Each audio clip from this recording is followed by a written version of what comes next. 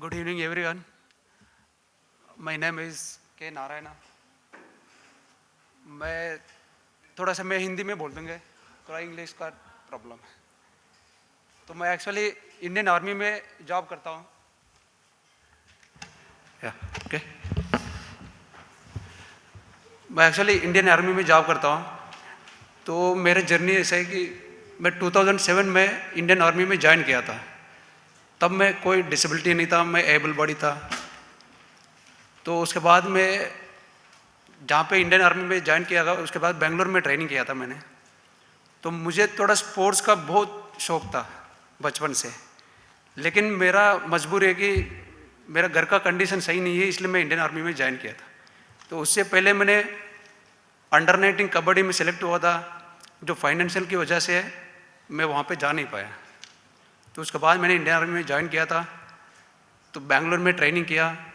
तो वहाँ से मेरा नॉर्मल जनरल ड्यूटी था। तो एक बार हैदराबाद में जॉब किया, फिर इसके बाद असम, तो वहाँ से राजस्थान से मैं जम्मू कश्मीर में मेरा ड्यूटी आया था LOC बॉर्डर पे।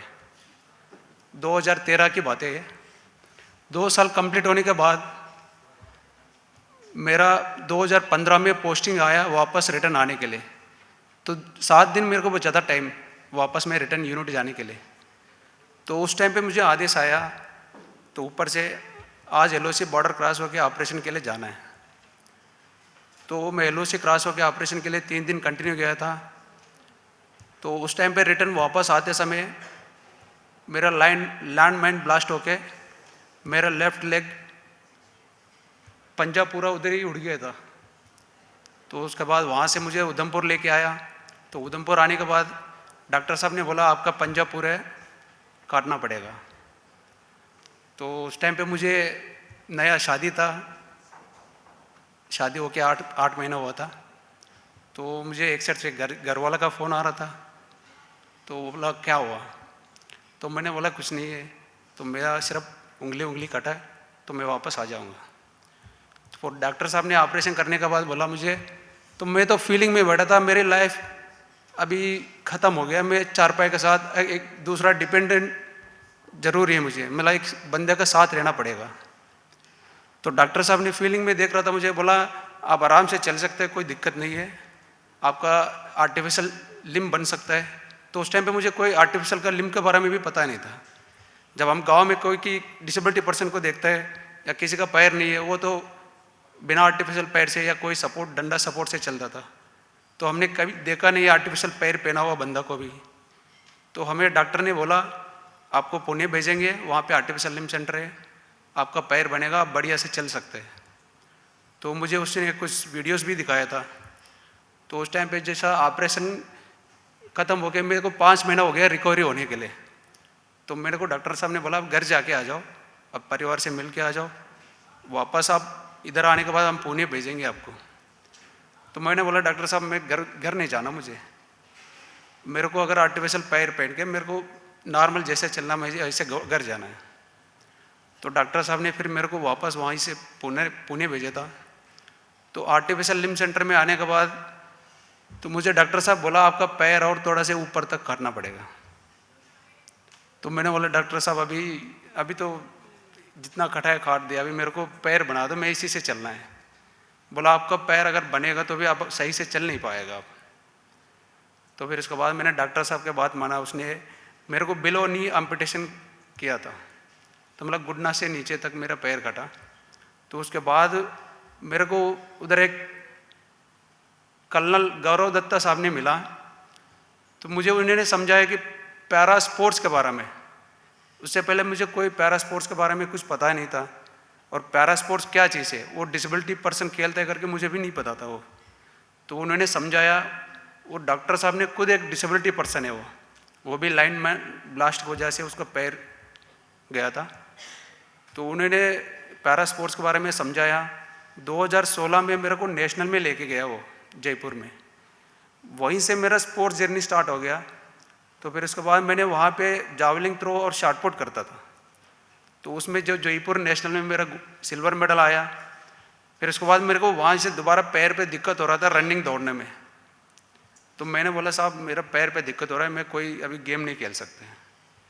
तो डॉक्टर साहब बोला कोई नहीं, आप दूसरा गेम मतलब दूसरा कोई रनिंग वाला, बिना रनिंग वाला गेम चूज़ कर सकते हैं, मैं उसके लिए मैं ट्राई करूँगा।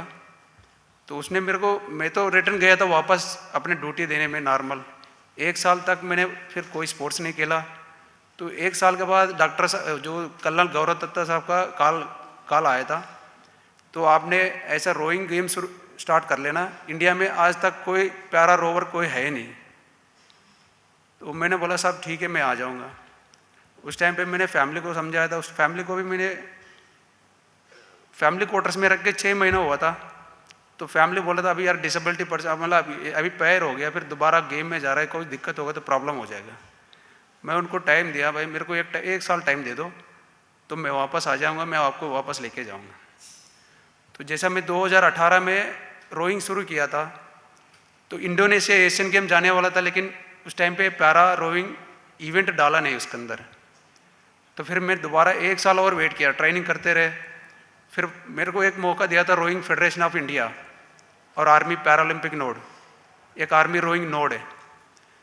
तो ये तीनों मिलके मुझे एक मौका दिया था। 2019 में पोलैंड में वर्ल्ड कप चल रहा था, तो आप वहाँ पार्टिसिपेट करना है। तो मेरा वहाँ से मेरा पहले इंटरनेशनल टूर था, तो वहीं से मेरा एक अलग जर्नी शुरू हो गया। तो जो पहले इंटरनेशनल टूर में थे पोलैंड गया, वहाँ पे मेरा ब्रॉन्ज मेडल लगी। तो उसके बाद मैंने वापस आया, 2019 में दोबारा मैंने साउथ कोरिया गया, वहाँ पे भी मेरा ब्रॉन्ज मेडल लगी। तो उसके बाद इंडिया में जितना भी नेशनल चल रहा था उसमें मेरा 6 गोल्ड मेडल, अभी तक 6 गोल्ड मेडल है।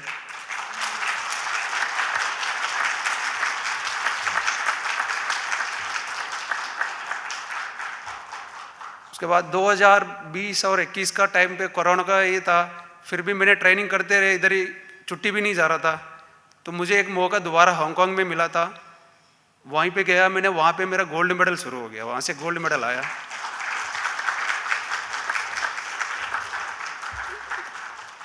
2021 में थाईलैंड गया था मैं, उधर भी मेरा गोल्ड मेडल लगी।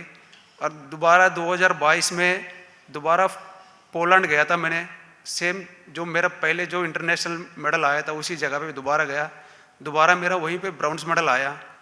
तो उसके बाद मुझे रोइंग फेडरेशन ने बोला आपने एशियन गेम के लिए तैयारी करना है, एशियन गेम में आपका मिक्स डबल में जाना है। तो उस टाइम पे हमारा चैलेंज था एक वुमेन को तैयार करना। तो इंडिया में पहले एक रोइंग मैंने शुरू किया था, तो मुश्किल से मेन मिल रहा था, लेकिन वुमेन का एक चैलेंज लगी हमारा। उस टाइम पे एक आर्टिफिशियल लिम्ब सेंटर में एक अनीता करके नाम है उसका, वो अभी मेरे साथ पेरिस ओलंपिक भी खेल के आया अभी। तो उन्होंने 2023 में जो एशियन गेम हुआ था उससे 7 महीना पहले हमारा पास आ चुकी है वो। तो कम टाइम पे हमने चाइना में एशियन गेम में जाके सिल्वर मेडल लिया वहाँ पे। तो वापस आने के बाद दिल्ली में हमें अपना मोदी से मुलाकात हुआ था, तो हमें भी इतना फील नहीं हुआ, मतलब मोदी के पास हम जा सकते हैं। तो जैसे मेडल लेने के बाद मोदी अपने पास आया, बोला भाई आप इंडिया में सबसे पहले आप रोइंग शुरू किया और सबसे मतलब जितना जहाँ पे जा रहा है आप मेडल लेके आ रहा है, तो आपको कैसा फील हो रहा है? बोला सर हम तो पहले तो डर लगता था, जैसे हमें भेज रहा है तो वहाँ पे इतना बड़ा इवेंट पे इंडिया का नाम लेके हम जा रहा है, तो वापस बिना हाथ से लौटेगा तो क्या बोलेंगे।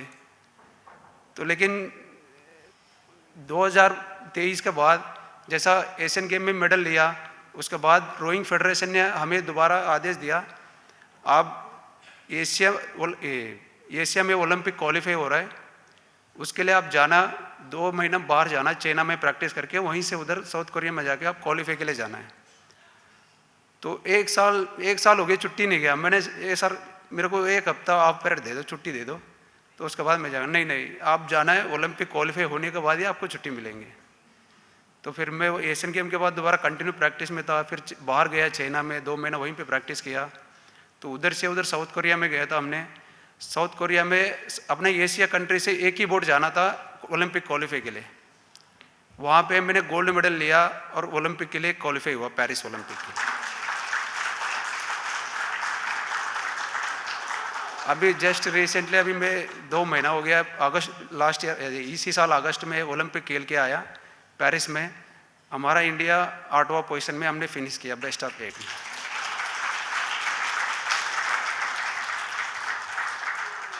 मैं आपसे सभी से मतलब निवेदन करता हूँ, जितना भी डिसेबिलिटी पर्सन है, तो बहुत सारा कंपनी उनको स्पॉन्सर कर रहे हैं। एक होजी, कोई समझता होजी की हो गया, गो स्पोर्ट्स हो गया, आप लोग बहुत इन्वेस्टर इधर बैठा है, तो जैसे पैरा स्पोर्ट्स को थोड़ा सपोर्ट करेगा तो वो देश के लिए बढ़िया मेडल ला के सकते हैं ओलंपिक में। Thank you.